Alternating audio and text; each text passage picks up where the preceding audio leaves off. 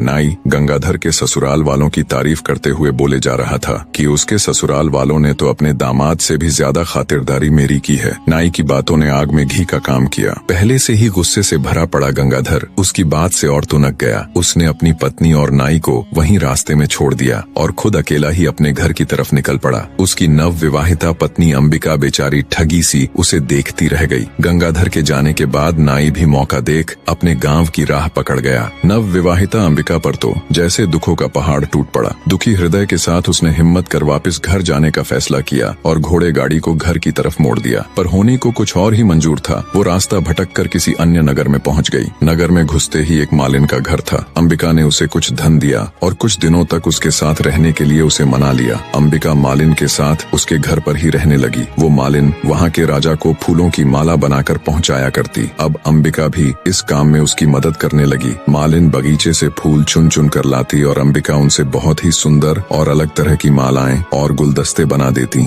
जिन्हें मालिन राजमहल तक पहुंचा देती। एक दिन राजा ने मालिन से पूछा कि आजकल तुम बहुत सुंदर और मनमोहक कारीगरी के गुलदस्ते और मालाएं बना बना कर लाती हो। इतनी सुंदर कारीगरी तो तुम नहीं कर सकती, तो ये गुलदस्ते और मालाएं कौन बनाता है? मालिन बोली कि महाराज, मेरे घर पर कुछ दिनों से एक स्त्री आकर ठहरी हुई है। वह बहुत ही गुणवान है। वही रोज इतने सुंदर गुलदस्ते और मालाएं बनाती है। मालिन की बात सुन राजा ने मन ही मन सोचा, जो इतनी सुंदर मालाएं और गुलदस्ते बनाती हैं, वो खुद कितनी सुंदर होगी। ये बात मन में आते ही उसके अंदर वासना का खोट पैदा हो गया। 50 साल का वासना से लिप्त राजा मालिन से बोला, तुम अभी अपने घर जाओ और उस स्त्री को मेरे सामने हाजिर करो। मालिन अंबिका के पास गई और उसे राजा भानु प्रताप का हुक्म सुनाया। अंबिका ने ये कहते हुए मना कर दिया कि मेरा राजा के पास क्या काम, पर मालिन थोड़े ही न राजा के हुक्म को फेर सकती थी। वो कह सुनकर विनती करके अंबिका को राजमहल ले गई। जब राजा ने अंबिका के रूप और सौंदर्य को देखा तो वो उस पर मोहित हो गया। उसकी कोई भी रानी इतनी सुंदर और गुणवान नहीं थी।